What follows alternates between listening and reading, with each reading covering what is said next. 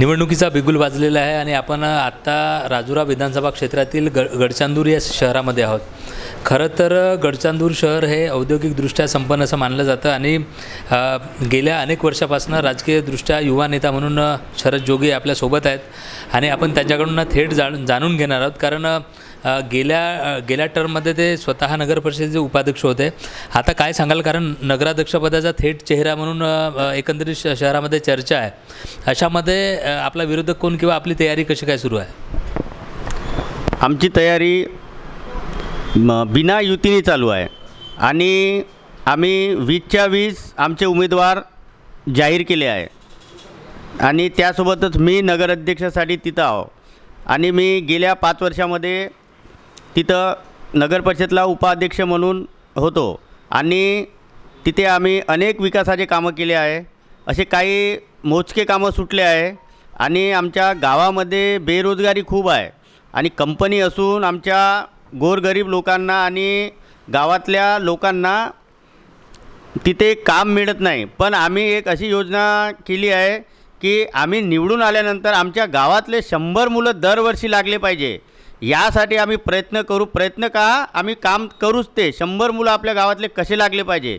विकास कामे तर आपल्याला आपल्या गावाच्या फंडातून आणि टॅक्सेसमधून आणि आमदार आणि खासदार फंडातून तर आपण विकास कामे करूच, पण एक असा मुद्दा आहे गावाचा की गावाला फॅक्टरीपासून खूप दुर्गंधी वास सहन करावा लागत आहे। त्याचे पहिले त्याचा बंदोबस्त करू, त्याच्यानंतर आपले जे बेरोजगार मुलं आहे शिकले सवरले त्यांना तिथं रोजगार देऊ। खरंच आता इथे गेल्या 5 वर्षापासून आपण नगर परिषदेमध्ये काम करत आहात, युवा नेता आहात आणि पर्यावरणाच्या हेतून असेल किंवा बेरोजगारीच्या हेतून असेल, याकडे तुमचं पुढचं पाऊल आहे। मात्र आता संपूर्ण राष्ट्रवादी आणि घड्याळ घेऊन आपण जे मैदानात आता उतरला आहात, तर आता कुठला महत्त्वाचा मुद्दा किंवा तुम्हाला आव्हान नागरिकांना करावंसं वाटतं? गडचांदूरवासियांनी आम्हाला राष्ट्रवादीतून निवडून द्यावं, कारण की 10 वर्ष झाले सतत मी काम करून राहिलो, ते सर्व लोकांना माहीत आहे। त्यामुळे माझी इच्छा अशी आहे की पुढचे 5 वर्षसुद्धा मला लोकांनी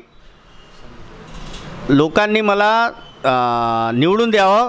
ते मी आपल्या गावासाठी विकास आणि गावाचा चेहरा पलटवून टाकील, एवढेच बोलतो। नक्कीच हा जो शरद जोगी चेहरा आहे, युवा चेहरा आहे आणि यांचं थेट की गडचांदूर शहरातील जे युवक आहेत, जो रोजगारांचा प्रश्न आहे, जे नोकरीचा प्रश्न आहे, जो दुर्गंधीचा प्रश्न आहे, जो पर्यावरणाचा प्रश्न आहे, तो सोडण्याचा त्यांचा खरं तर मानस आहे आणि त्यामुळे नक्कीच इथल्या शहरातल्या जे नागरिकांनी किंवा ग्रामस्थ आहेत त्यांनी विचार करायचा आहे। खरं तर गावाचा विकास करायचा असेल तर युवकांची खूप गरज असते आणि अनुभवाचं देखील गरज असते। त्यामुळे जोगींचा अनुभव गेल्या 10 वर्षापासून राजकारण हा नक्कीच गडचांदूरच्या विकासासाठी मुळात कामात येईल असं खरं तर दिसतं आणि चर्चा देखील आहे। त्यामुळे लोकराज्य टीव्हीच्या माध्यमातून सगळ्या प्रभागातले महत्त्वाचे मुद्दे आणि त्यांच्याकडनं खरं तर उकल घेण्याचं काम लोकराज्य टीव्ही करणार आहे आणि हा सगळा जो नगर परिषदेचा जी निवडणूक आहे याची रणधुमाडी